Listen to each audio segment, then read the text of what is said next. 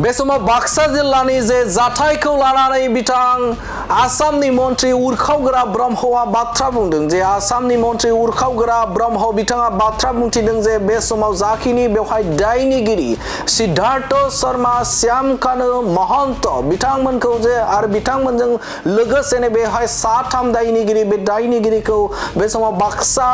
जिल्लानि जे जोबथेसालि बे जोबथेसालियाव लाबोनाय जाथायखौ लानानै बिथां उरखावग्रा ब्रह्मआ बाथ्रा बुंथिदों जे उरखावग्रा ब्रह्म बिथाङा बुंथिदों जे बे समाव जे दायनिगिरिफोर जुबिन गार्डजों बा जुबिन गार्डनि जिउ जोबनायखौ लानानै बा सन्देहजों बे समाव जाखिनि दायनिगिरि बे दायनिगिरिखौ बे समाव बासायनो थाखाय एबा रैखाथि होनो थाखाय बिसोरखौ लाबोआखै जे बे समाव जाखिनि आयेन बायदि सिंगापुर आरो बे समाव आसामाव जाखिनि आयेन बे आयेनजों लोगोसेनो बे समाव नायबिजिरनाया जेरै सोलिबाय दङ बे सोलिबाय थानाय समसिम एबा जोबथा जाखिनि बेवहाय राय होयो बेसिम बे समाव बाक्सा जिल्ला जोबथेसालियाव बे समाव बिथांमोनखौ बा बिसोरखौ दोननायनि बाथ्राखौ मख'दों आरो जेब्लानो बे समाव थार बिजिरनाय एबा बे समाव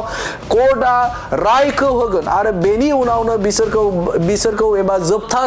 साजाखौ बिसोरखौ होनाय जागोन नाथाय बे नङा जे बाक्सा जिल्लायाव बा बाक्सा जिल्लानि जोबथेसालि बे जोबथेसालियाव लाबोनानै बिसोरखौ जे रैखाथि होनो थाखाय लाबोदों बेफोरबायदि बाथ्रा नङा होननानै बाथ्रा बुंथिदों आसामनि मन्त्रि उरखावग्रा ब्रह्म बिथाङा आरो बिथाङा बुंथिदों जे बे समाव सिंगापुरनि गोजौ थाखोनि बिबानगिरि बे बिबानगिरिजों आसामनि गिबि मन्त्रि डक्टर हिमन्त बिश्व शर्माया बे आयदाखौ लानानै सावरायबाय थानाय हाबाफारिया सोलिदों आरो बेवहाय जेखिनि SIT निफ्राय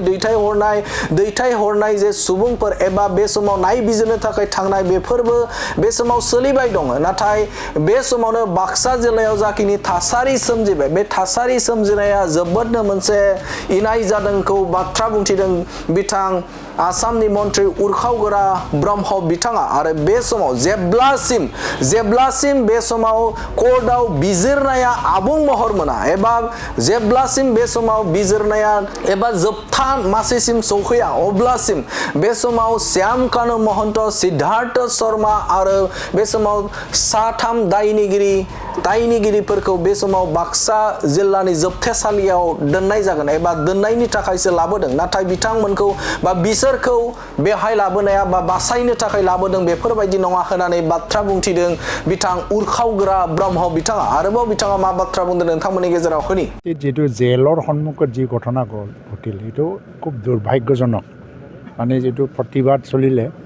এই প্ৰতিবাদৰ পৰা গুলীচালনালৈকে কি পৰিস্থিতি চলি আছে নিশ্চয় গৃহ বিভাগৰ পৰা তাৰ এটা ৰিপৰ্টবিলাক লৈ আছে আৰু মুখ্যমন্ত্ৰীয়ে যিহেতু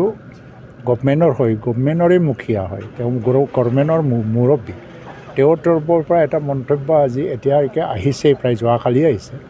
ইয়াত মই তেখেতৰে সহযোগী মন্ত্ৰী হিচাপে বেলেগ এটা কমেণ্ট দিব বিচৰা নাই কাৰণ এইটো এটা আইনী প্ৰক্ৰিয়া হয় আৰু দোষীয়ে শাস্তি পাব লাগে মই এটা আহ্বানে জনাব বিচাৰিছোঁ বাক্সাৰ যিটো জেল তাতে আমাৰ শ্যামকানু মহন্ত আৰু সিদ্ধাৰ্থ শৰ্মা আৰু অন্য তিনিজন ব্যক্তি এইসকলক ইয়াত যে আনি পেলাই ৰখা হ'ল তেওঁলোকে আজি এটা একিউজ হিচাপে অভিযুক্ত হিচাপে আছে জুবিন গাৰ্গৰ মৃত্যুৰ বাবে আৰু জুবিন গাৰ্গৰ মৃত্যুবৰণ কৰিব লগা পৰিস্থিতি আৰু পৰিৱেশ তৈয়াৰ কৰাৰ কাৰণে এটা ষড়যন্ত্ৰমূলক এটা কেছ হিচাপে তেওঁলোকে আজি অভিযুক্ত হৈ আছে কিন্তু তেওঁলোকক দোষী সাব্যস্ত কৰা ন্যায়ালয়ৰ প্ৰক্ৰিয়া ইয়াত আনাটো তেখেতসকলক বচাবৰ কাৰণে আনা নাই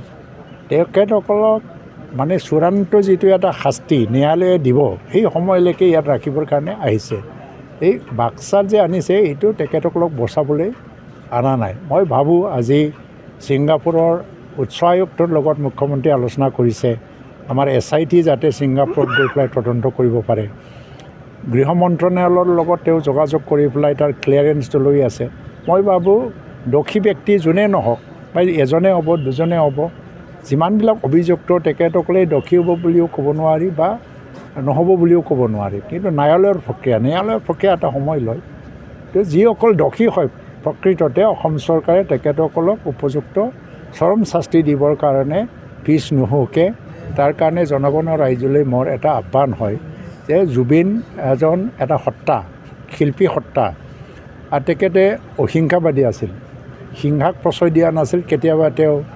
আলফাই যি কিবা যদি কুটাঘাতমূলক কাম কৰে তাকো তেওঁ সমালোচনা কৰিছিলে। NDFB কুটাঘাত কৰিলে তাকো তেওঁ সমালোচনা কৰিছিলে। ই হিংসাক প্ৰশ্ৰয় দিয়া নাছিল। আমিও অহিংসা নীতিৰে শান্তিপূৰ্ণভাৱে ন্যায় বিচৰা ব্যক্তিসকলে যাতে জুবিনৰ কাৰণে ন্যায় বিচৰাটো আমাৰ অধিকাৰ, আমিও বিচাৰোঁ। সেই প্ৰক্ৰিয়াটো যাতে সম্পূৰ্ণ হ'বলৈ দিয়ে, তাত চৰকাৰে ৰাইজৰ বিৰুদ্ধে যাব বিচৰা নাই। জুবিনৰ মৃত্যুৰ প্ৰকৃত কাৰণ বিচাৰি প্ৰকৃত দোষীসকলক শাস্তি দিবৰ কাৰণে এই প্ৰক্ৰিয়াটো আৰম্ভ কৰিছে। আমাৰ বাক্সাত যিটো ঘটনা ঘটি গ'ল, BTRত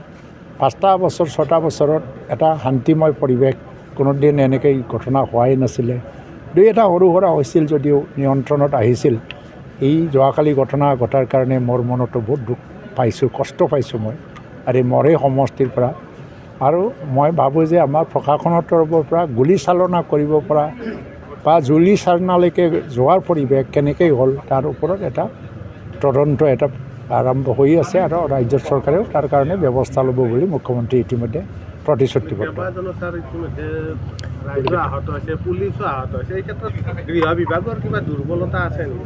নাই, এইটো মই ক'ব নোৱাৰোঁ। গৃহ বিভাগে হয়তো বা এণ্টিচিপেট কৰা নাছিল, ভাবা নাছিল এনেকুৱা হৈছে। কাৰণ যোৱাকালি যিটো ঘটনা ঘটিলে,